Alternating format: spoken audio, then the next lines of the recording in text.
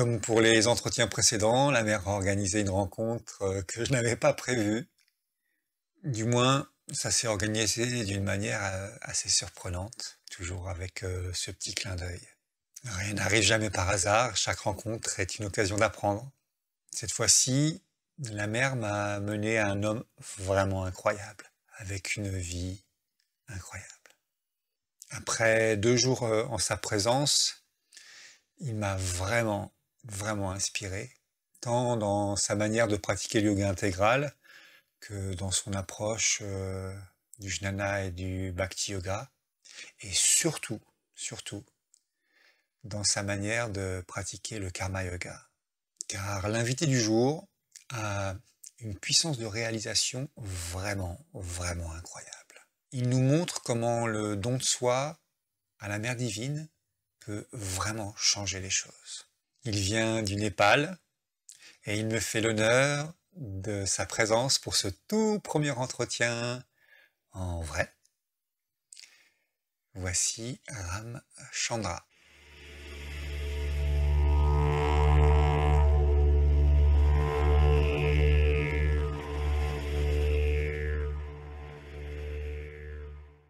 Bonjour Ramchandra. Bonjour, namaste. Namaste Emmanuel. Écoute, on vient de passer 2 jours ensemble.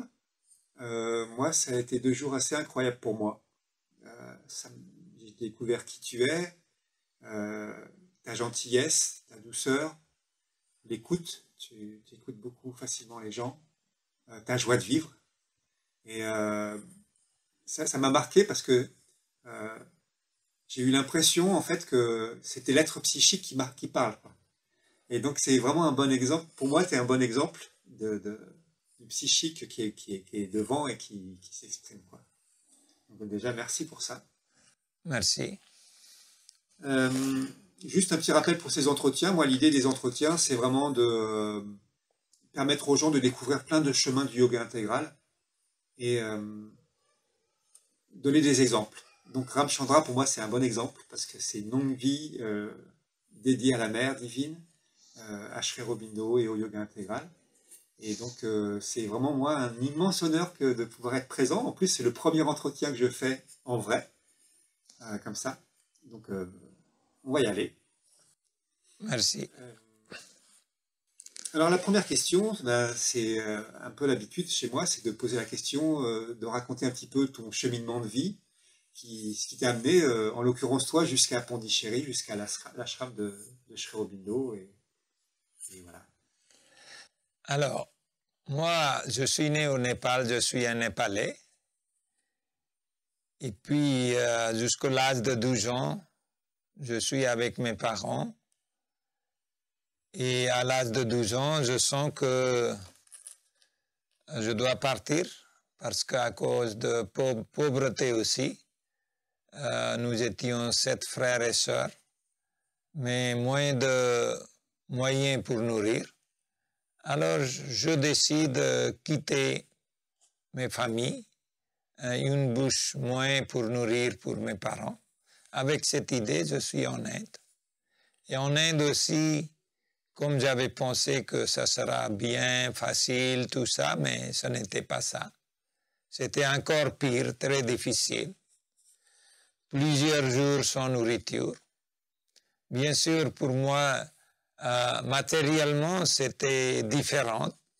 Comme je voyais première fois les bicyclettes, les camions, les voitures, le train et l'endroit, le plat immense, tout ça, c'était pour moi première fois. Les moustiques aussi, première fois. Il y avait des choses étonnantes, la lumière, l'électricité, c'était première fois. Les docteurs, les grandes routes, les rails, tout était première fois. Mais au niveau de l'amour et au niveau de sagesse, d'autres choses, la nourriture, tout ça, c'était un peu difficile au début. Des fois, 5 jours sans nourriture, c'était terrible, c'était difficile. Mais toujours, je croyais un peu dans la divinité, parce que souvent dans ma maison, il y avait toujours des photos de la mère divine, le Parvati, Annapurna, tout ça. Alors, moi, j'avais quelque chose en moi. Elle est là pour m'aider. Le divin est là, Shiva est là. Voilà, c'était ça. À cause de ça, j'ai pu battre contre toutes les situations de cette vie un peu terrible, difficile, parce que comme on ne connaît pas, on est un enfant, on ne sait pas beaucoup de choses et on croit beaucoup, on a confiance à tout le monde, mais il y a des gens qui sont un peu méchants partout.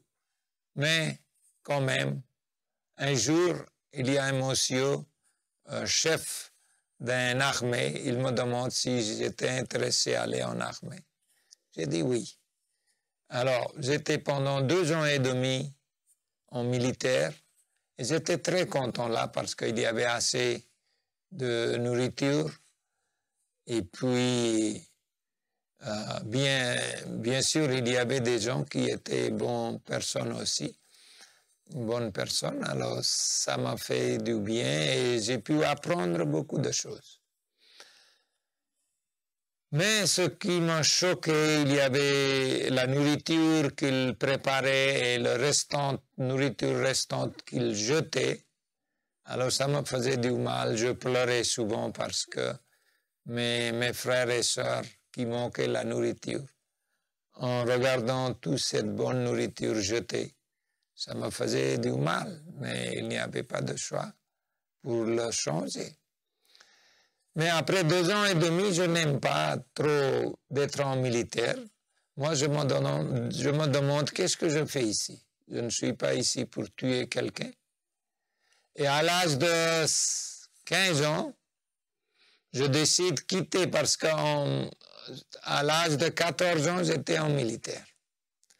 Alors après 2 ans et demi, 15 ans et demi, je quitte militaire et puis je deviens un sadhu, un moine qui cherche pour la vérité dans sa vie, quoi.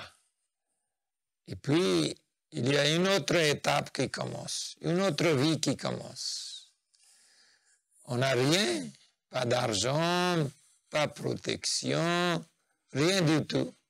Alors on est totalement à la main de divin. Et voilà, je passe à Benares, à Ayodhya où Rama est né. Je vis là à peu près 2 ans. Et puis après à Bhopal. Et puis après encore, je suis à côté de Delhi, Bhivani, plusieurs endroits, plusieurs ashrams, plusieurs maîtres. Mais j'apprends beaucoup de choses là. Et c'est là que j'avais commencé à apprendre le sanskrit. C'est là que j'ai eu l'occasion de lire les Védas, les Upanishads, Bhagavad Gita et d'autres écritures spirituelles basées sur hindouisme et bouddhisme et sikhisme, etc. Et j'avais aussi en même temps appris plusieurs langues. Même j'ai lu, je pourrais lire en bengalais aussi plusieurs vieilles livres. Alors j'aimais beaucoup. Mais après à peu près 7 ans dans la vie de sadhu, 5 ans et demi, 6 ans je crois à peu près, je n'étais pas très très content. Je sentais quelque chose manquer dans cette communauté de sadhus. Ce qui me manquait, c'était ils ne pratiquaient pas ce qui était inscrit dans les Védas et Upanishads. Alors, tandis qu'en Védas et Upanishads, il n'y a pas de caste système, tout ça. Alors là, quand même, ils suivaient les castes systèmes. Touchable, intouchable, tout ça, ça m'a gêné. Alors, Et puis à cette époque-là,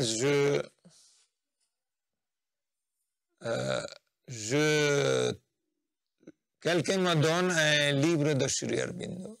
Et c'est ça qui m'a fait découvrir Sri Aurobindo. Et ce livre, comme si quelqu'un qui avait écrit mes propres idées, mes propres pensées. En lisant ce livre, j'aimais beaucoup, et puis je décide tout de suite d'aller à Pondichéry parce que j'ai regardé derrière ce livre l'adresse de Pondichéry.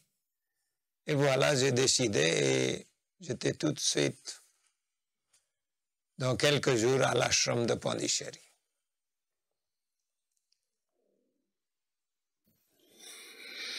Oui, alors là, dis donc que c'est déjà une sacrée histoire, le début de ta vie. Et une petite question qui m'est venue d'un seul coup, c'était quoi ce livre de Sri Aurobindo? Ah, c'était The Hour of God. Un tout petit livre alors. Yes, oui, Ouais. un tout petit livre, oui.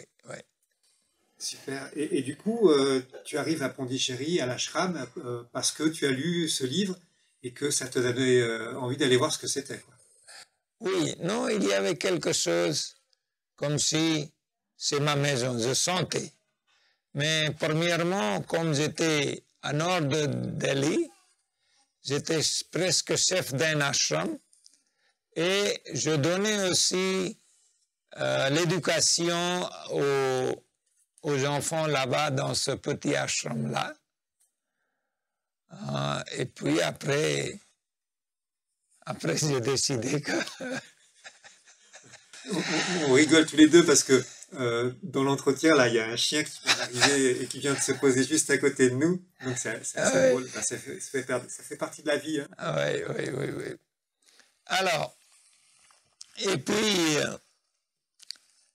parce que quand j'ai rentré à l'ashram de Pondichéry, mon mental était totalement s'arrêté, totalement.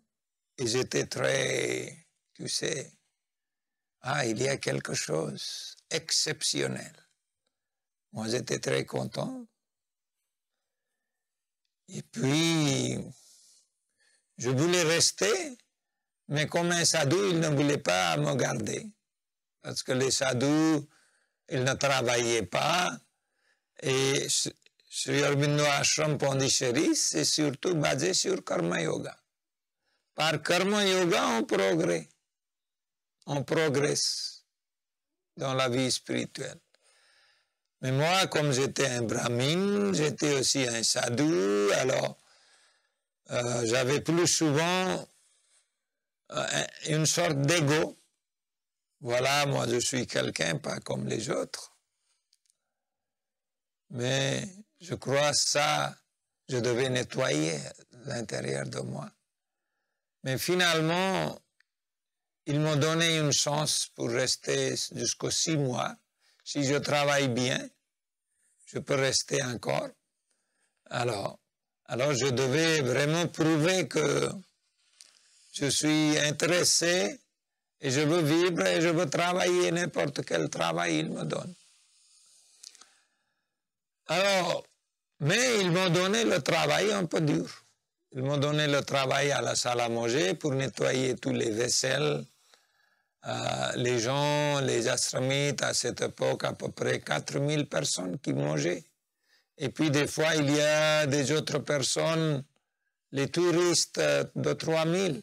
Alors toujours 6-7 000 personnes qui mangeaient à l'ashram.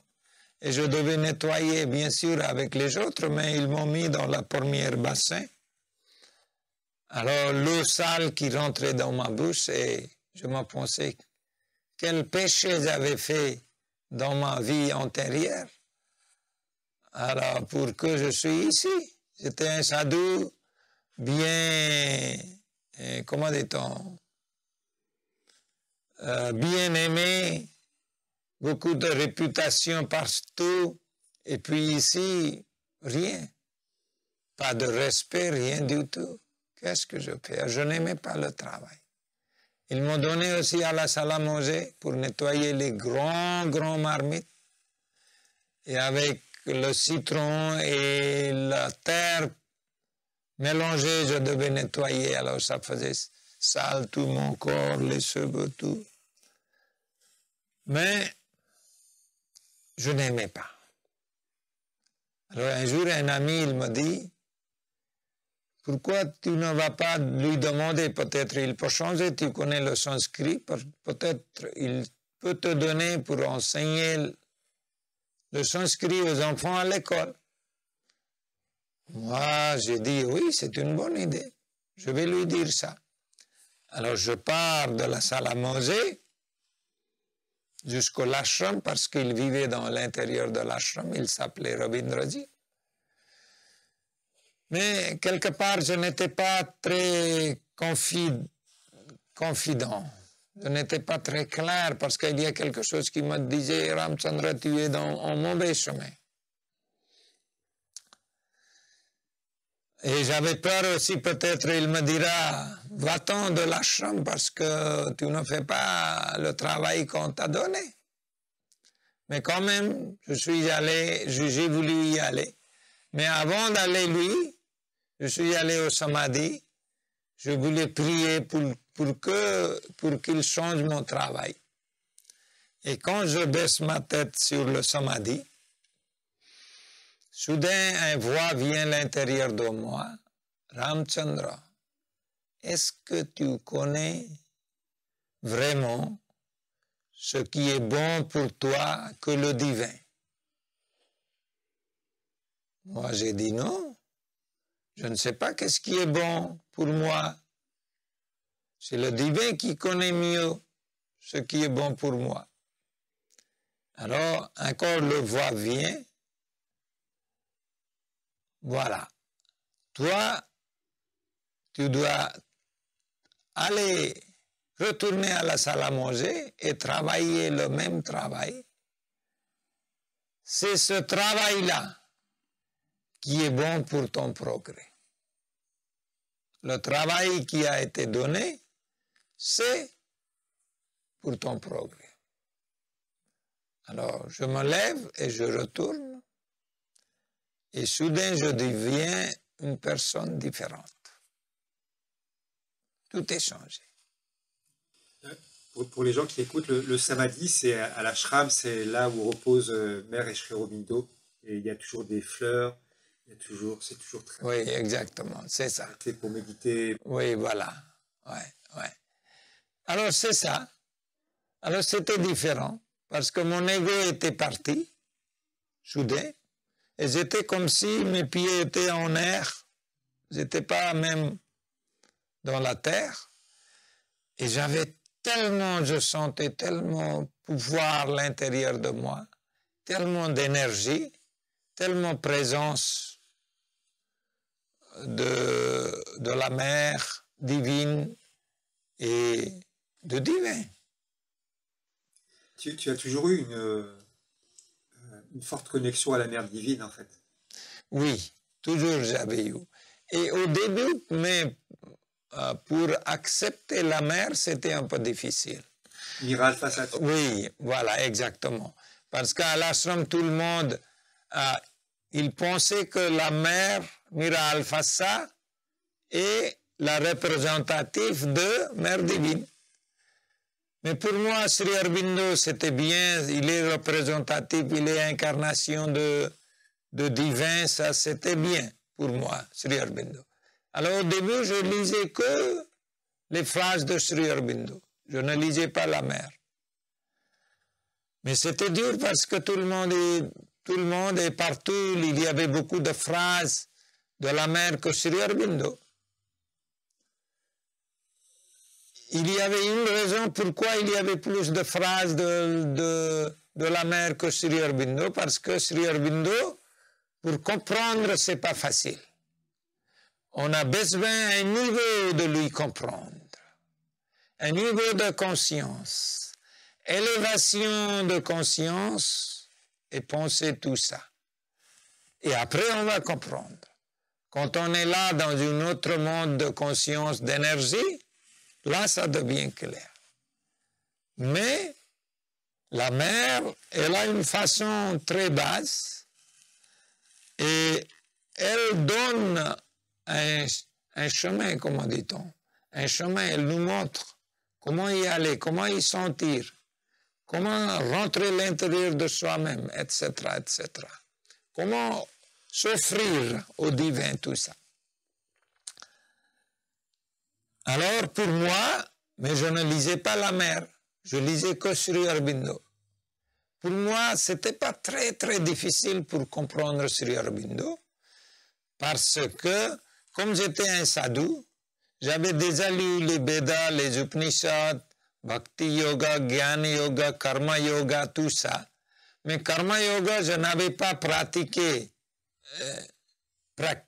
praticalement, mais pour comprendre, c'était bien. Mais pour moi, c'était quelque part pas très bien. Parce que tout le monde dit mer, mer, mer, mer. Et moi, je ne voulais pas attendre ce mot-là. Qu'est-ce qui t'a fait changer d'avis alors? Alors, comme tu sais, elle était née en France, et les gens qui mangent les vaches, pour moi, c'était pas acceptable. Alors moi, j'ai dit, elle ne peut pas être... Je ne sais pas si elle a mangé, elle n'a mangé pas. C'est autre chose. Mais à cette époque-là, comme j'étais sadhu, alors il y a eu beaucoup de formations dans ma tête. Fausse formation. Alors, à cause de ça, je ne comprenais pas. Mais il y a un jour, il y a quelque chose est arrivé, tôt matin, j'étais réveillé et je méditais. Et soudain, quand j'étais dans la méditation, j'étais dans un autre monde. Et moi, je me vois comme un petit bébé sur les bras d'un sadhu. Cet sadhu, je connaissais. Et puis, ce sadhu me porte et il me met dans les bras de la mer, dans les genoux de la mer. Et la mer était l'amiral Fassa, en rayonnante, en brillante et grande forme. Elle était grande, immense. Et puis, il m'a mis sur ses genoux et la mer, elle m'a frappé comme ça, avec ses doigts à ma tête. Mais je ne comprenais pas ce qu'elle disait. Elle répétait quelque chose, elle frappait avec sa main ma tête.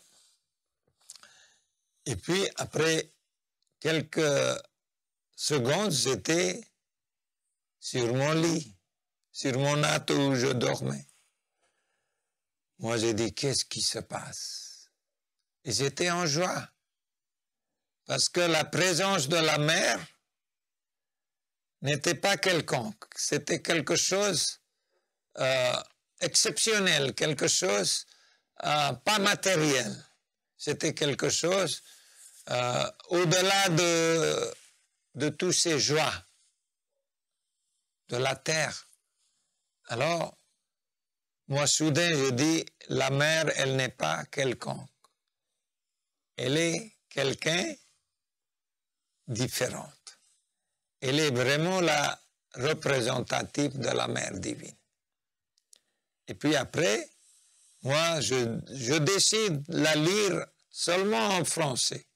Moi, je dis, je ne peux pas la lire en anglais, comme elle a écrit en français. C'est toujours mieux, pour mieux comprendre, lire dans la langue en laquelle ce sujet est écrit.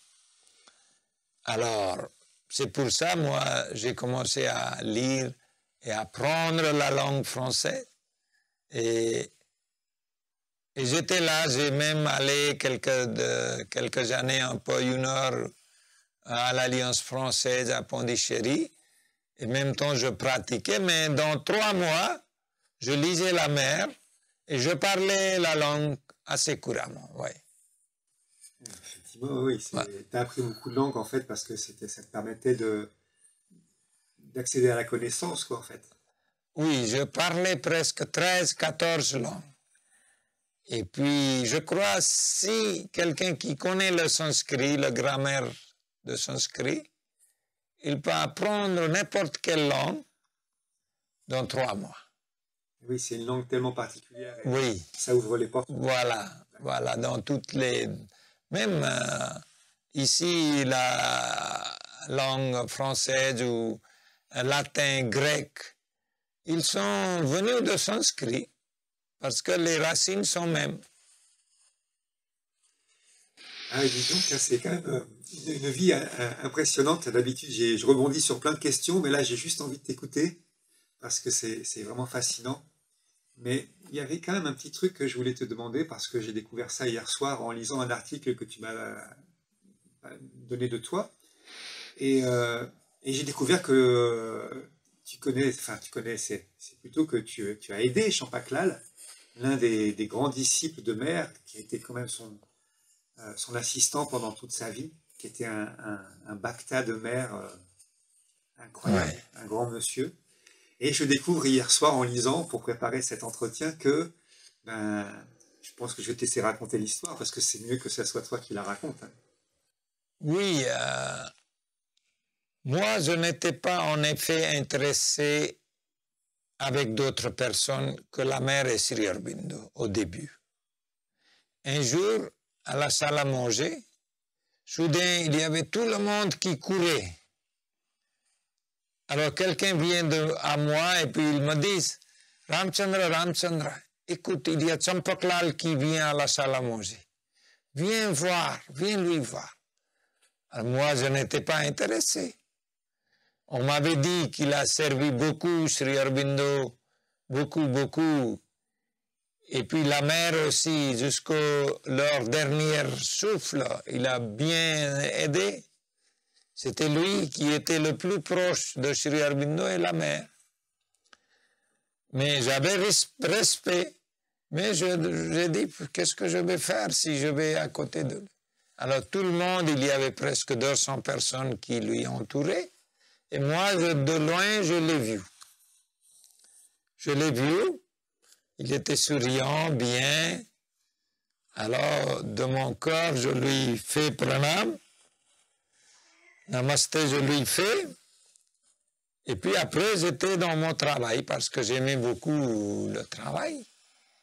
Et j'étais dans mon travail, dans mon karma yoga. Et après quelques mois, il y avait des jeunes qui servaient Champaklal et puis qui aidaient. Et ils venaient avec une médaille de la relique, l'intérieur de relique de la mère et Sri Aurobindo. Alors c'était Champaklal qui donnait une médaille d'or pour mettre dans le cou. Alors,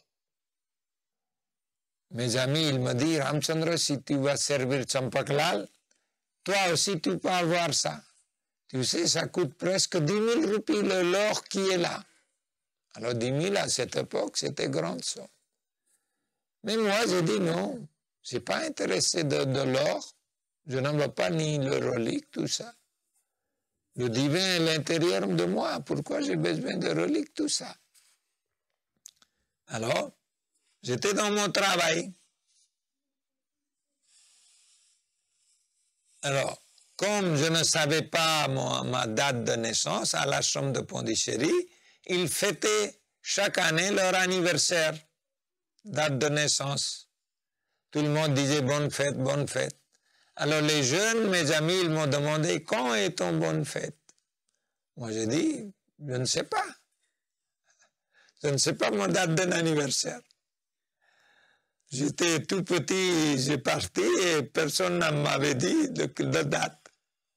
Alors tu dois choisir une date à quelle date tu es venu à Pondichéry. Tu dois fêter comme ton anniversaire. Et puis j'ai pensé, non, pas cette date-là, mais la date que j'avais vu la mère dans la méditation, cette date-là, c'était le 25 novembre. Moi, j'ai dit, je vais fêter mon date de naissance 25 novembre. Alors, 25 novembre était là. Moi, je suis allé dans quelqu'un qui a l'anniversaire, il peut aller à la chambre de Sri Aurobindo et il a le droit de méditer à peu près une demi-heure, 15-20 minutes là-bas. Alors, j'étais là, j'étais dans une méditation très profonde. Et au bout de 15 minutes, ils m'ont fait lever, dire, lève-toi, vas-y, pars. Mais je voulais rester, j'étais vraiment dans très profonde méditation. Alors après, je devais sortir. Il n'y avait pas d'autre choix. Et je savais que juste à côté de la chambre de Sri Aurobindo, dans son salle de bain, Champaklal qui vivait dans une petite chambre. Et c'était ouvert quand il n'y avait pas de porte, seulement il y avait un rideau. C'était la même chambre, c'était la toilette de Sri Aurobindo, toilette et salle de bain. Alors moi j'ai dit, mes amis m'ont demandé pour aller et servir Champaklal. Je crois si je sers Champaklal, j'aurai l'occasion de méditer là-bas dans la chambre de Sri Aurobindo longtemps. Avec cette idée, pour méditer plus longtemps, j'ai dit à mes amis, voilà, je suis prêt à servir Champaklal. Et puis ils m'ont dit, ah, maintenant tu veux l'or. Et je lui ai dit, ok, l'or, ce que tu peux dire, mais je veux lui servir. Est-ce que tu peux organiser? Est-ce que vous pouvez? Ils ont dit, il y avait un ami, il a dit, ok, je vais demander. Sans demander, on ne peut pas y aller. D'abord, il doit accepter. Mais il ne venait pas, il oubliait souvent. Tous les jours, je lui demandais, as-tu demandé? Non. Mais ce soir, je vais demander. Et puis finalement, après une semaine ou 2 semaines, il a finalement demandé. Il avait dit de venir vers 9 heures du soir. Alors j'avais préparé tout, j'ai fini tout mon travail, j'étais content, oh, je serai dans la chambre de Sri Aurobindo. S'il m'accepte, je peux méditer là avec cette idée. J'étais très content. Et puis, mais j'avais un peu de peur aussi, peut-être s'il refuse, c'est foutu. Et puis, à 9 heures, il m'attendait à la porte de l'ashram, à rentrer de l'ashram. Et on est tous les deux montés dans la chambre de Sri Aurobindo. Et j'étais devant lui. Et il me regarda comme ça, de mon pied jusqu'à ma tête, en levant sa tête parce qu'il était allongé. Et puis il regarde comme ça, 2, 3 fois. Moi, j'ai pensé, il ne va pas m'aimer peut-être, il va me dire, non, va-t'en, pourquoi il me regarde comme ça? Mais soudain, qu'est-ce qu'il a dit? Il a dit à l'autre personne qui était avec moi, qui devait rester aider la nuit, mais en opposé, il a dit, l'autre personne, vas-y, toi tu peux partir. Lui, il va rester ici pour cette nuit. Je n'étais pas préparé. Alors, je ne savais pas quoi faire la nuit. Alors, lui, il voulait me dire ce que je devais faire toute la nuit. Mais il a dit, non, non, tu vas. Va-t'en. Je vais lui apprendre je vais lui dire ce que il devait faire. Alors, après, il est parti. Moi, j'étais dans une position un peu, je ne sais pas quoi faire. Et puis, soudain, il commence à me montrer ce que je devais faire, les toilettes, comment lui aider, le pot de pipi, où il faut le mettre, où il faut le vider, tout ça. Il m'explique bien et il me dit de faire le moustiquaire. Il avait aussi son moustiquaire. Et en bas, il était au lit, moi j'étais par terre. Alors, il m'a dit de mettre la moustiquaire, j'étais sous moustiquaire et je méditais.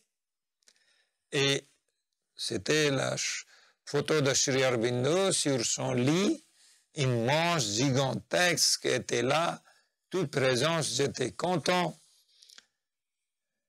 Et puis soudain, il m'a dit, dors. Alors je dors.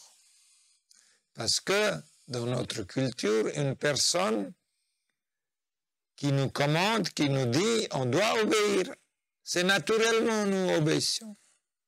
C'est pas comme ça, non, je veux méditer, je ne veux pas dormir, on ne dit jamais ça. S'il dit dormir, alors je dors. Et puis après quelques secondes, après quelques minutes, je me lève, encore je médite, parce qu'il dormait. Et puis encore, il était réveillé et il me dit, hey, Ramchandra, dort.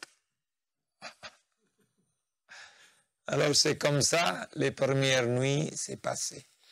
Mais après, j'aimais tellement sa présence, son amour, que j'ai voulu lui servir plus en plus, prendre plus de service. Plusieurs nuits par semaine, et aussi 4 heures, 5 heures, le matin, le massage aussi. Pour lui masser, il y avait une autre personne qui venait, mais il ne venait pas régulièrement. Et moi, comme je savais comment masser, mais il m'a dit, je lui ai demandé, je connais un massage, est-ce que vous pouvez m'autoriser? Il a dit non, non, lui, je vais attendre lui. Mais il n'est pas venu. Encore j'ai demandé. Il a dit, s'il ne vient pas jusqu'aux 2 jours, tu auras la chance de me masser. Et je priais au divin, il faut qu'il ne vienne pas. Et il n'est pas venu. Et après, c'était moi que je massais tous les jours. Et donc, c'est comme ça que tu as aidé beaucoup Champaklal. Et si j'ai bien suivi l'histoire, ça t'a emmené encore plus loin avec Champaklal, puisque je vais te laisser continuer, puisque moi je connais la suite, mais je pense que ça intéressera les gens de savoir que tu l'as accompagné jusqu'au bout, quoi. Oui, alors, parce que c'est pas que j'ai aidé, Champaklal dit, Champaklal il m'aida. C'est ça. Parce que il était quelqu'un qui est très haut, très haut. Et puis, moi, quelqu'un qui était tellement bas, comment je peux lui aider? C'est lui qui m'a aidé. Être avec lui était vraiment un cadeau de la Mère divine. Peut-être beaucoup de gens qui ne comprennent pas, beaucoup de gens qui servaient peut-être pour d'autres choses, matérialisme, tout ça. Mais moi, sa présence, ça m'a donné quelque chose de spirituel, très profondément. C'était un peu comme un exemple vivant, quoi. Oui. Et puis, exemple vivant, vous voyez, à l'âge de 18 ans, il vient à l'ashram et il reste toute sa vie. Et la mère, en voyant sa ouverture, elle donne la responsabilité de servir Sri Aurobindo.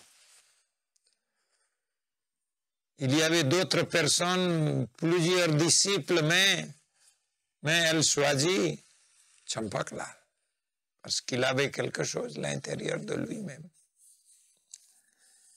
Voilà, alors, oui, c'est vrai, après il a voulu aller à Gujarat. Il y avait un monsieur qui soignait parce que moitié de son corps était paralysé. Alors il y avait un ayurvédique docteur, un naturopathe à Gujarat qui a voulu lui amener et lui soigner.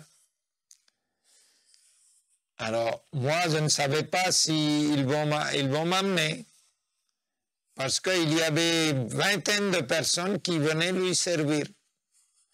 Comme c'était aller en avion, à cette époque-là, tout le monde voulait être en avion. Mais moi,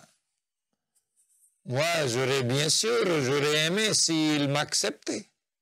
Parce qu'il y avait des gens qui servaient depuis plusieurs années. Moi, j'avais pensé que peut-être c'est eux qui auront cette chance. Mais grâce à la Mère divine, Champak-Lal, il m'a choisi avec un autre monsieur. Alors nous étions deux garçons. Et puis comme la benne, il y a une dame qui s'occupait de la nourriture de Champak-Lal. Alors nous étions trois et le docteur était venu aussi lui amener. Alors 4, 5, 6 personnes, nous étions à Chennai, on a pris l'avion jusqu'au Mumbai. Et Mumbai, il y avait tellement de dévots de la mère et Sri Aurobindo pour lui rencontrer à l'aéroport. Il y avait plus que 200 personnes pour lui rencontrer à l'aéroport. Et après de Mumbai, on a pris un autre avion pour Barodra. Et de Barodra, on est allé dans la voiture jusqu'au Jantral, un petit village. Alors la personne qui voulait lui faire soigner là-bas, en réalité, son institution n'était pas très connue. Il avait pensé que si Champak-Lal va venir, et puis comme ça, il aura beaucoup d'argent, il aura beaucoup de réputation, et son institution sera célèbre. Avec cette idée, il lui a fait venir. Pas vraiment l'idée de service, parce que toujours il y a beaucoup de choses dans la tête des gens, tu vois. Mais je le savais très bien qu'ils ne sont pas vraiment pour le service, mais quand même, il faisait quelque chose pour lui soigner. On peut s'était améliorer sa situation physiquement, un peu, pas beaucoup. Après à peu près 2 mois, il est devenu soudain malade. De la fièvre, et le docteur, il a essayé beaucoup. Et en même temps, Champak-Lal voulait retourner à Pondichéry aussi. Et moi, je disais, oui, on doit retourner maintenant. Qu'est-ce qu'on fait ici? C'est mieux de retourner. Mais comme la benne, elle a dit, non, il améliore maintenant. Sa santé est améliorée, maintenant on ne va pas. Mais bon, moi, j'ai dit, non, elle n'est pas améliorée, on doit partir. Et il veut aussi partir. Mais elle a dit non. Alors, on restait là. Et l'autre personne qui était là avec moi, il était déjà parti parce qu'il y a eu quelques problèmes avec des gens de là-bas. Il pensait que nous deux devons laisser totalement Champak-Lal dans leurs mains et partir. L'autre, il était un peu, comment dit-on,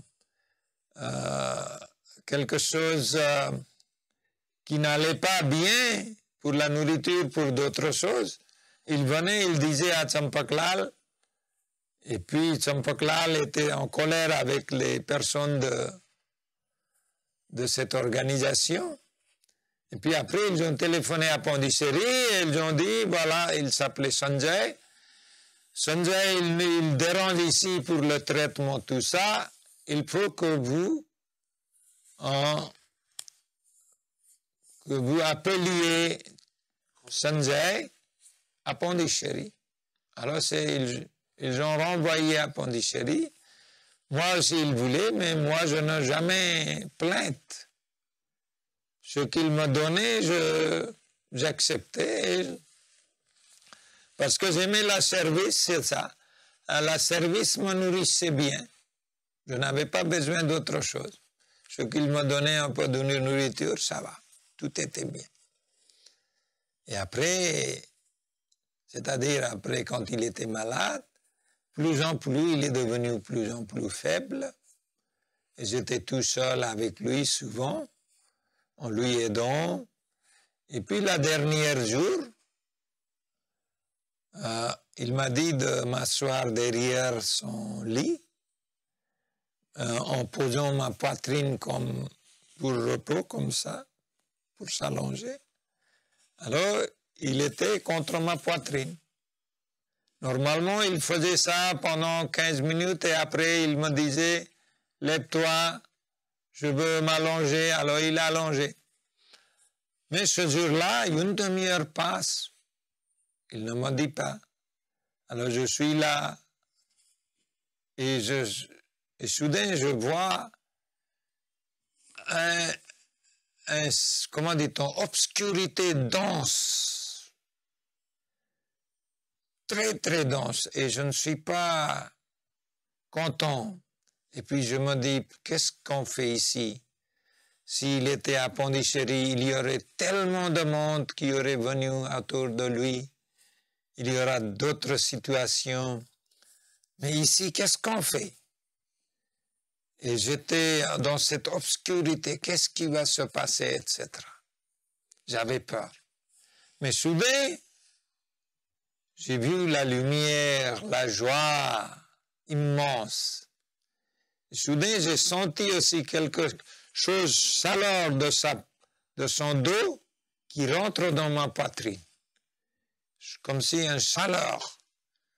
Et puis après, tellement de joie. Comme s'il n'y avait que de la lumière. Que la lumière, paix, joie, harmonie, félicité, tout est là. Et puis, et soudain, sa tête baisse comme ça. Et je tourne comme ça et je regarde, ses yeux comme ça. Et puis, il ne me répondait pas. Tout de suite, je l'ai mis sur son lit, allongé. Et automatiquement, main gauche, il a mis sur sa poitrine. Main droite, comme c'était paralysé, il était sur le lit. Normalement, il faisait monter avec main gauche les deux mains et il méditait comme ça, allongé deux mains sur sa poitrine. Et puis, quand je lui ai posé sur le lit, il avait déjà mis la main gauche et avec dernier souffle, et puis il a mis la main et il quitta son corps. Alors c'était incroyable. Il n'a jamais, dans sa vie, il ne pouvait pas le mettre tout seul. Mais c'était étonnant pour moi. Et puis, boum, et puis, voilà. C'était ça. Quelle histoire. Ouais. Quelle histoire. Ouais. Moi, ça m'a fasciné de découvrir ce passage de ta vie. Ouais. Et aussi, il y a encore, si tu trouves Mother India, un bouquin qui est mensuel de Pondichéry, j'avais écrit The Last 60 Days of Champaklal. Alors, toi, ça c'était novembre 92. Novembre 92, je crois. Ou octobre, novembre, voilà. Mais il y a cet article là, si tu trouves. Ça, c'est en détail, j'avais écrit parce que tout de suite après quand j'étais venu de Central, et ça s'est apparu dans plusieurs journaux, dans plusieurs langues. Voilà, alors là, c'est encore en détail. Il y a 12 pages. Ah, je vais aller faire les petites recherches. Oui, voilà. Eh bien, je me doutais que l'entretien serait plus long que les autres, hein, parce que c'est une longue histoire, hein, c'est l'histoire d'une œuvre divine quand même. Hein. Ouais. On pourrait, quand on a écrit un livre, qui d'ailleurs est juste derrière toi, que je mettrai en lien pour pouvoir aller l'acheter sous la vidéo. Et oui, ton histoire, c'est un livre. Oui, oui, oui, exactement. Si on va en détail, ça ne va pas terminer. Du coup, tu as passé donc un certain temps à l'ashram. 12 ans, j'ai passé presque 12 ans à l'ashram. Et voilà, après, quand il avait quitté son corps, et il y avait un Népalais qui était venu, et qui était proche de roi à cette époque-là. Et quand il m'a vu que je ne pouvais pas parler népalais, parce que j'avais oublié ma langue maternelle depuis 20 ans, j'étais éloigné de ma famille, de ma langue. Alors après, il est allé à Katmandou, il a envoyé beaucoup de livres. Et un des livres, c'était l'histoire de Népal en anglais. Quand j'ai lu ce livre-là, ça me rappela de mon village, des montagnes, de tout ça. Alors j'avais soudain envie d'y aller. Et alors du coup, qu'est-ce qui t'a fait retourner au Népal? Alors, comme j'étais tellement là-dedans avec Champaklal, il a soudain quitté son corps, et puis moi, c'était comme si j'avais perdu quelque chose de très précieux. Alors, bien sûr, c'était une grande perte pour moi, parce que j'aurais encore profité d'être avec lui plus en plus, mais le divin, ce qu'il voulait, c'est ça. Alors, quand il a quitté son corps, j'étais en Inde, plusieurs endroits aussi, parce que je voulais laisser son cendre de son corps, relique, mettre dans les Himalayas de l'Inde. Je suis allé à Delhi, et puis après je suis allé à Haridwar, Rishikesh. J'ai mis dans la Gange le cendre de son corps, et puis après j'ai retourné à Pondichéry. Et c'est là que j'ai rencontré, c'est là qu'un monsieur népalais qui était venu à l'ashram, qui était tout proche de roi, et puis il voulait me rencontrer. Alors, quand il était là, moi, je n'ai pas pu parler en français, en népalais. Alors, je n'ai pas pu parler en népalais, alors il était étonné. Un garçon népalais qui ne parle pas sa langue maternelle. Après, quand il est retourné au Népal, il m'a envoyé beaucoup de livres et pour apprendre la langue népalaise, la grammaire, les petits livres pour les écritures, les livres, tout ça. Et un de ces livres, c'était l'histoire de Népal, en anglais. Alors, quand j'ai lu ce livre-là, The Rise of the Houses of Gorkha, c'était le nom. Quand je l'ai lu, ça me rappela ma maison, les montagnes où je jouais, les rivières où je me baignais, tout ça, ça me rappela. Et puis soudain, j'ai eu envie d'y aller. Comme si les montagnes, les rivières, les cascades, les arbres, les pierres, tout, il voulait me voir. Comme s'il m'invitait, viens, viens, viens.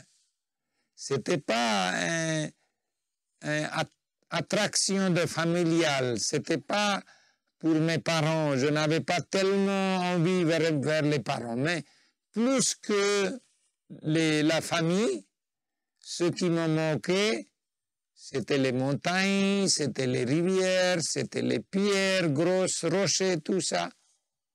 c'est eux comme s'ils m'invitaient. Et du coup, là, en fait, tu arrives à un grand tournant de ta vie. Ouais. Alors, je viens après 20 ans au Népal, je retourne.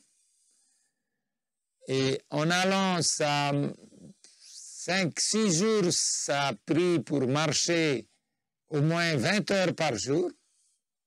Mais en revenant, heureusement, 2 jours de route a été déjà couvert par le bus. Mais en poussant le bus, on est monté. Mais 2 jours encore, je devais marcher. Alors, en marchant, pendant 2 jours, j'ai vu la pauvreté, là. Terrible pauvreté. Les enfants abandonnés, les enfants sans nourriture, sans propre logement, sans propre vêtements. C'était le mois de janvier. Il faisait froid. Et puis, les jeunes petits-enfants qui portaient les drapeaux politiques, les partis politiciens qui portaient maoïsme, l'envie maoïsme, l'envie congrès, tout ça, communiste, tout ça, mon Dieu, j'ai dit, qu'est-ce qui se passe ici? Un pays qui doit être très riche, un pays Himalaya, à bord de divin, à bord de Dieu, ça doit être impeccable. Pourquoi toute cette misère-là? Alors, en voyant toutes ces choses-là, j'ai voulu faire quelque chose pour les enfants au Népal, mais en restant à Pondichéry. Je n'ai pas voulu quitter Pondichéry. Et je restais 1 mois à peu près à la maison avec mes parents. Après, je suis allé à Katmandou. J'avais fait mon carte nationale, carte d'identité nationale, parce que je n'avais pas avant. Et puis, je suis allé à Katmandou et j'ai rencontré quelques personnes qui m'ont dit « Non, c'est difficile à travailler ici ». Même quelqu'un qui a lu Sri Aurobindo et la mer, il disait « Pour casser les rochers, c'est plus facile que faire les œuvres de la mer et Sri Aurobindo ici au Népal. » Alors, il m'a tout de suite découragé. Mais moi, je n'étais pas découragé.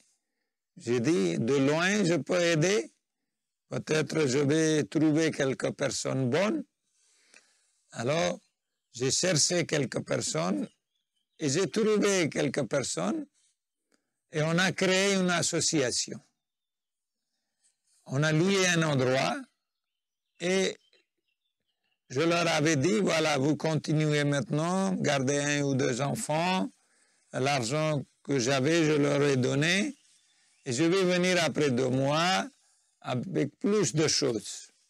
Alors, je retourne à Pondichéry et puis après 2 mois, je retourne avec beaucoup de choses, matériaux, de l'argent encore, pour leur donner, pour leur guider, parce que moi, j'ai voulu rester à Pondichéry.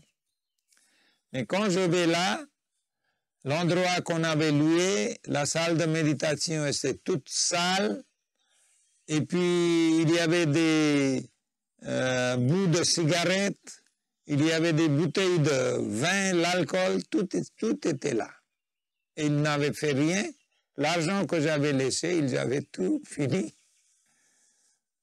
En buvant, en fumant, rien. Alors, moi, j'ai rappelé le monsieur qui était là, qui m'avait dit, travailler dans les œuvres de Sri Aurobindo, dans le yoga de Sri Aurobindo, est plus difficile que casser un rocher. Voilà, j'ai dit. Oui, Népal n'est pas prêt. Il avait raison. Je quitte tout, je reviens à Pondichéry. Mais quand je reviens à Pondichéry, je commence dans mon travail, mais tout le temps Népal venait, les enfants, les problèmes des enfants. Ça venait dans ma tête, ça me dérangeait tout le temps. Je n'étais pas libre comme avant. quelque chose qui me dérangeait vraiment. Et tout le monde à l'ashram des gens, ils disaient, mes amis et les plus grands sadhakas, les yogis qui vivaient là, les messieurs, mesdames, tout, ils me disaient, ne va pas dehors, la vie est terrible dehors. Restez ici, tranquille, parce que je leur parlais que ça me dérange tout le temps, des choses viennent de Népal, ce que j'ai vu, comme si j'étais vraiment demandé de faire quelque chose là-bas. Mais moi, j'étais tellement pour Pondichéry, pour l'ashram, je ne voulais pas aller ailleurs, parce que mon corps vraiment voulait rester là. Alors, comme j'étais dans tous ces dilemmes, et puis un jour j'ai dit, ah, je connais quelqu'un qui peut m'aider peut-être. Si il me dit, oublie tout, tu restes ici, je serai tranquille. Je ne penserai pas que c'est ma responsabilité de Népal, de tout ça. Je oublierai tout. S'il me dit rester ici, comme il est une personne très douée pour l'ashram, une personne tellement réalisée, comme Champaklal, il s'appelait Nirodha.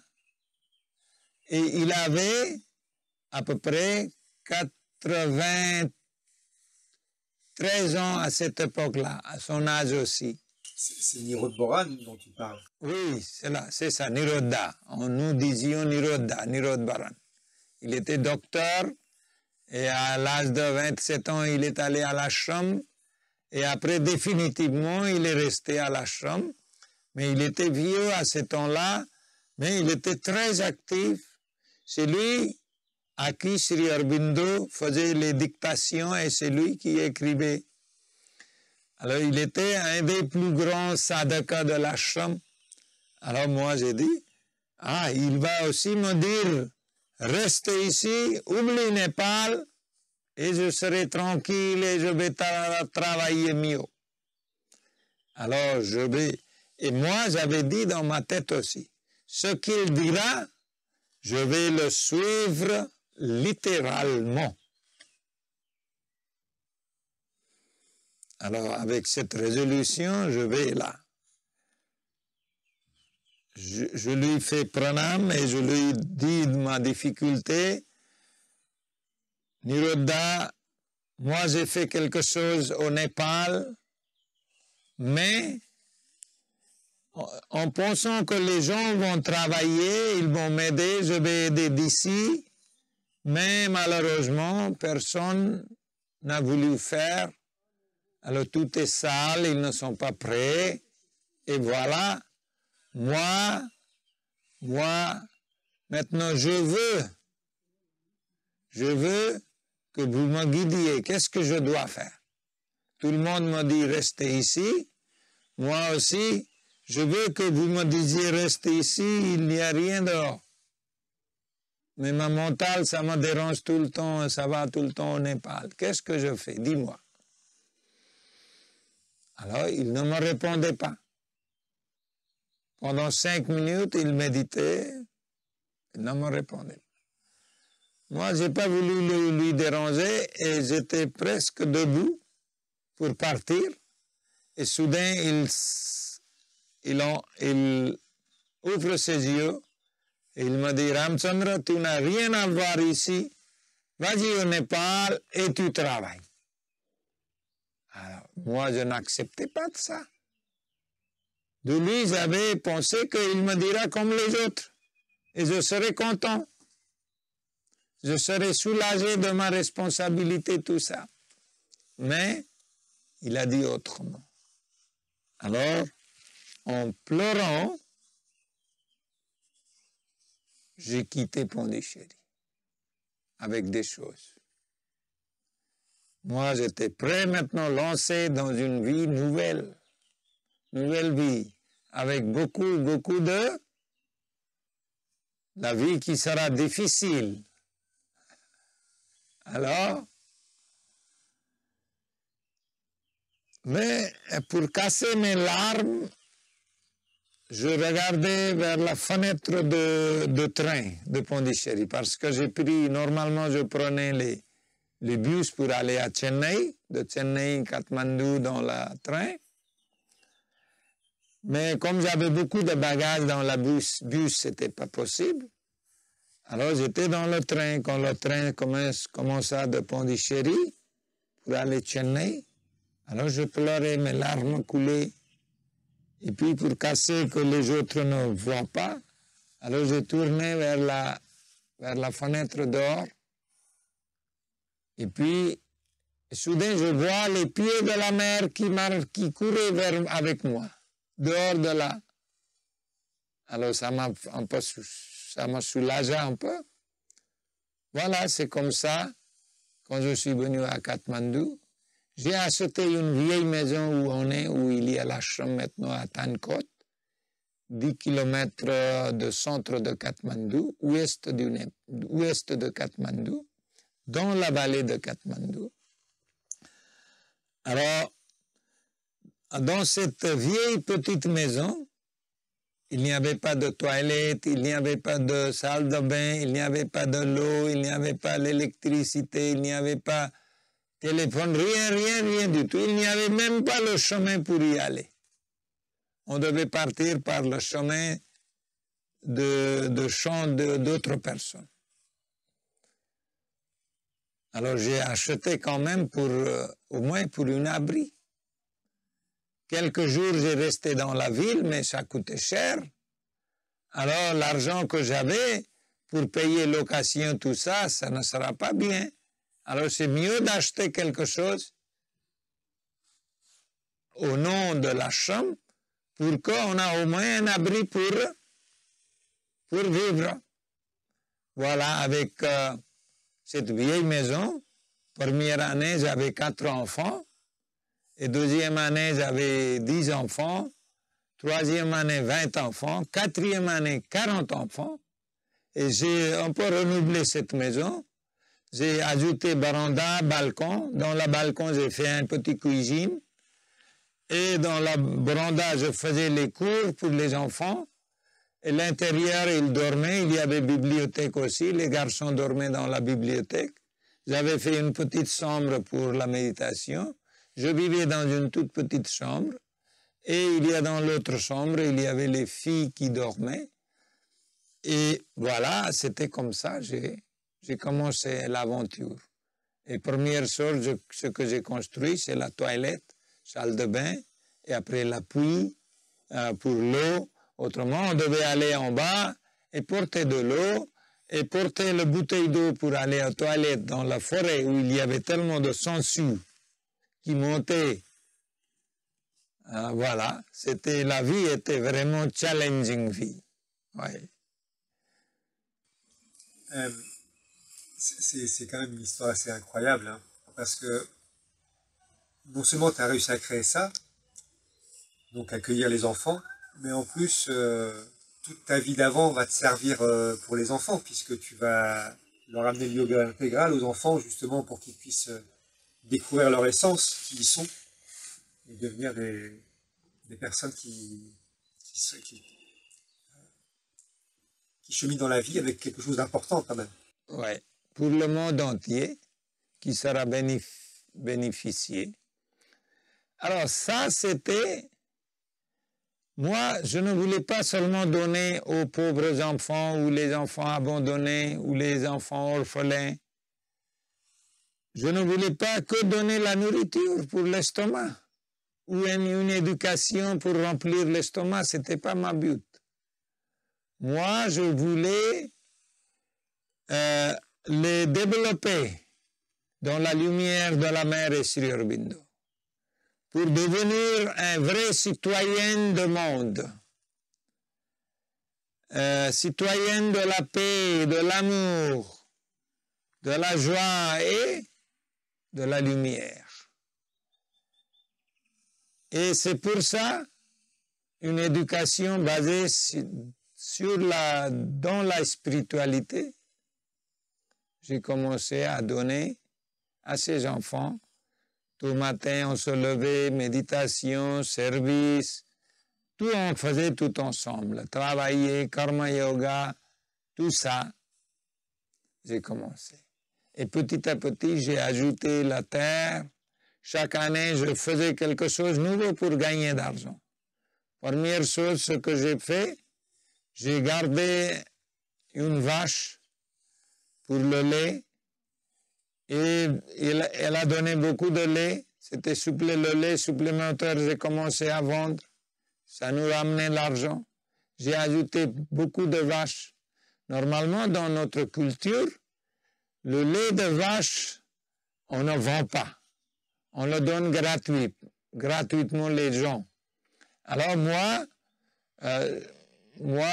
toute cette croyance, je n'aimais pas. Moi, c'est mieux de donner mieux aux vaches la nourriture et ce qui vient plus de lait, gagner de l'argent. Alors, j'ai augmenté les vaches et je vendais le lait. Et avec ça, on avait un peu d'argent. Et aussi, j'ai commencé l'encens. Première, c'était l'encens. Je fabriquais l'encens et je vendais dans la ville. Et après, c'était les vaches. Après, maraîchage, légumes, tout ça, on faisait bio légumes. Et je vendais. Et guest house, plusieurs activités chaque année, quelque chose. Les thanka peinture et les pashmina sol, j'ai tissage, tout ça. J'ai employé un Indien et qui faisait les pashmina, les serviettes au coton et les draps, tout ça on faisait. Alors, de chaque côté, les bougies aussi. De chaque côté, l'argent rentrait tout petit peu. Et il y avait mes amis qui étaient en Inde, qui m'aidaient. Il y avait d'autres amis de France aussi. Des fois, ils venaient, ils commençaient à m'aider. Et puis, 1 ou 2 jours, la pashmina était très connue. Et j'ai bien vendu le pashmina. Et on a bien gagné de pashmina l'argent. Et puis, avec cet argent, j'ai commencé à acheter le terrain pour deuxième ashram de Teraï, où on peut faire beaucoup de cultures, les manguiers, litchiers, les bananiers, tout ça, et les papayas, tout ça, alors on travaillait dur là-bas. Alors j'ai commencé à faire le deuxième ashram après 10 ans, et après 20 ans, j'ai commencé le troisième ashram à Gulmi. J'ai commencé cet ashram en 1993. Alors maintenant, c'est déjà 32 ans depuis que j'ai commencé cet ashram. Et maintenant, il y a plus que 300 personnes dans 3 endroits. Alors à Katmandou, il y a à peu près 200 personnes, 180 les enfants, et puis à peu près 20 adultes. Et à Teraï, deuxième ashram, il y a à peu près 80 enfants et à peu près douzaine d'adultes. Et dans le troisième ashram, il y a vingtaine de personnes à Gulmi. Quelques enfants avec leurs parents. Il n'y a pas beaucoup d'enfants. Voilà, alors, c'est ça la situation, mais avec beaucoup de challenging, beaucoup de difficultés. Mais pour moi, toutes les difficultés étaient un pas pour s'avancer. Je n'ai jamais pensé que c'est difficile. Si on pense des choses qui viennent comme difficulté, si on pense que c'est difficile, je dois quitter, je dois laisser, on n'arrivera nulle part. Alors c'est ça. Alors, j'étais prêt à suivre, à souffrir tous les problèmes, tous les malheurs, et finalement, le bonheur est arrivé. Ouais, dis donc, c'est une sacrée vie quand même, hein. Tu vois, toujours dans le thème de l'entretien, je trouve que tu es un bel exemple de ce que peut faire le yoga intégral dans la vie de quelqu'un. Quand on s'offre à la mer totalement et qu'on a une foi totale en elle, on fait un surrender complet, on n'imagine pas les possibilités qu'elle peut nous emmener à réaliser. Et pour moi, c'était vraiment un exemple de... Tu as suivi le chemin que la mer t'a tracé, et maintenant, tu t'occupes des enfants. Et puis là, aujourd'hui, tu es en France, parce que tu fais une tournée, où tu fais des ateliers, tu fais des retraites autour du yoga intégral. Oui. Tu es venu avec un certain nombre de choses qui sont fabriquées là-bas, Ouais.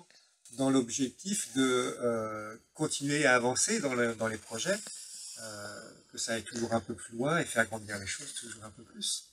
Exactement. Et voilà, parce que je ne veux pas totalement dépendant dans la donation. Si la donation s'arrête, qu'est-ce qu'on va faire? Alors, plus en plus, je crée des moyens de gagner de l'argent. Récemment, j'ai créé un hôpital ayurvédique pour soigner les gens. Et j'ai un guest house aussi récemment que j'ai bâti. Et puis les gens, quand ils vont venir, ils vont rester dans la guest house et ils vont soigner. J'ai un docteur ayurvédique. Ils peuvent venir et soigner, et visiter, faire le yoga, sadhana, tout ça. Et l'argent, ça va servir pour les enfants, pour la chambre. Alors, yoga intégral, c'est ça qui est intéressant. On ne s'écarte pas, on n'écarte pas de la vie matérielle. Si on écarte le matérialisme et le spiritualisme, si on sépare, le matérialisme va rester toujours comme ça. C'est pas bon. Alors, il faut transformer le matérialisme aussi dans l'obscurité du matérialisme. On doit vraiment donner la lumière de la spiritualité. Et on doit mener le chemin parallèlement, la spiritualité et le matérialisme. Comme ça, il y aura une vie divine, une vie parfaite, une vie yogique.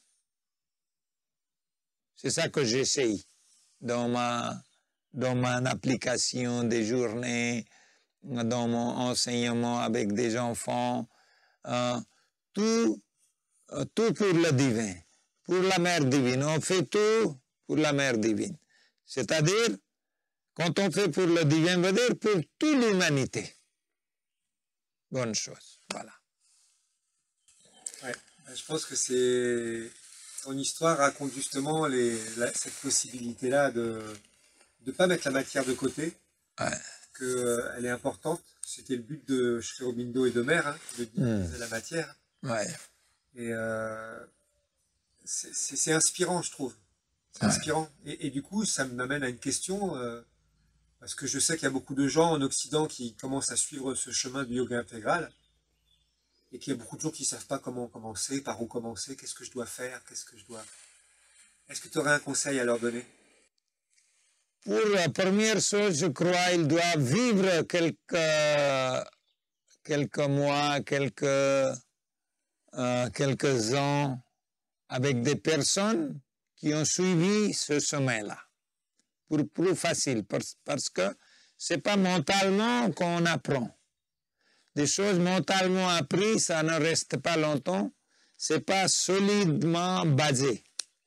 Pour avoir la solidité, une base solide, c'est mieux d'être toujours dans un contact avec un ashram de Sri Aurobindo, Pondichéry, Auroville, à Katmandou, je crée.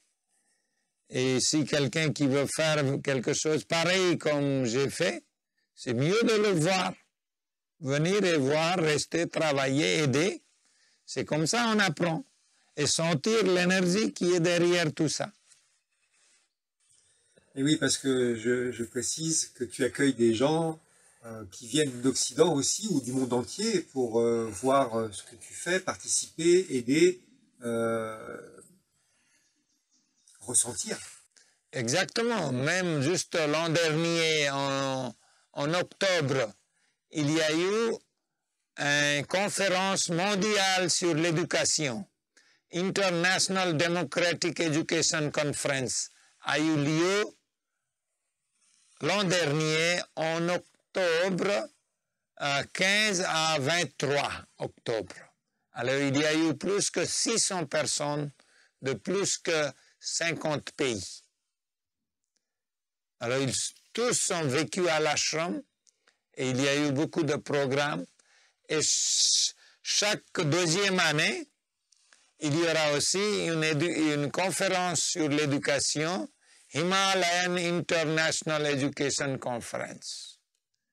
Alors, dans 2025, il y aura une conférence sur l'éducation, Himalayan Education, Democratic Education Conference. Ça, c'est une sorte d'alternative système d'éducation où les enfants peuvent être plus conscients, où ils peuvent sentir la présence de leur âme, de leur cœur. Le système d'éducation d'aujourd'hui est que mental. Et puis, sans la guide de cœur et l'âme, le mental peut faire rien. Il peut seulement vous amener dans un grotte, dans un trou, et puis vous jeter. Alors, on n'est pas content avec cette sorte d'éducation, l'intérieurement, je veux dire. Alors, c'est pour ça que j'essaie de créer une association, j'essaie de mener cet ashram, les enfants, dans la direction basée par la mère et Sri Aurobindo, dans leur lumière, dans leur connaissance, pour vraiment produire les gens capables qui peuvent vraiment, comment dit-on, faire des changements de monde, quoi, de système, politique, tout doit changer pour avoir un nouveau monde nouveau monde basé sur la spiritualité. Dans la spiritualité. Je trouve que là, tu as un bon mot de la fin. Hein. Ah oui. On a fait un bon entretien ensemble. On pourrait rester des heures à Oui. l'histoire. On aura peut-être d'autres occasions. La prochaine fois, c'est peut-être moi qui serai à Katmandou. Oui, tu peux voir avec tout ça, les programmes, avec les départements, tout ça. Après, tu peux faire. Chaque département, tu peux faire un programme. Et puis, pour en savoir plus, le livre est là, l'enfant d'Himalaya, qui est basé sur ma vie. C'est moi qui ai raconté ce livre-là. Et mes amis qui ont écrit, et après Abel qui a ici, on a fait imprimer. Mais tous les livres sont presque finis. On avait imprimé 2000 livres, et presque finis. Peut-être il y a 50 qui restent. Et dans ma tournée, ça sera fini, je crois. Et peut-être toi ou quelqu'un qui doit réimprimer et travailler fort. Voilà. Eh ben, écoute, Ramchandra, je te remercie infiniment pour ce moment partagé avec toi. Je suis vraiment honoré. Je sais que ce n'est que le début de l'histoire. Moi aussi, je suis très content. Au moins, tu m'as dit que depuis 32 ans, tu lis la mère et Sri Aurobindo. Tu es allé déjà à Pondichéry à Auroville et tu pratiques. Mais tu as soudain eu une impulsion à l'intérieur de toi pour faire quelque chose, on peut partager cette connaissance de la mer. Tu as eu comme si la mer te guidait de faire ça. C'est une bonne idée, je crois, parce qu'il y a beaucoup de gens qui ne savent pas. Mais ce n'est pas facile non plus comprendre la mère et Sri Aurobindo. Parce qu'on est mentalement tellement rempli, on est totalement bloqué. Il n'y a pas la place pour sentir autre chose que qui est devant et qu'on a vécu tout le temps même chose. On n'a pas la place pour quelque chose qui vous rend content et qui peut vous donner une joie pérennielle, éternelle, et puis qui peut vous donner un sens de la vie, quoi. C'est exactement ça. Et du coup, on va se revoir pour que je te raconte la suite de l'aventure et que tu me racontes la suite de la tienne alors. Hein. D'accord, merci. Merci beaucoup. Merci beaucoup à toi. De rien, merci. Namaste.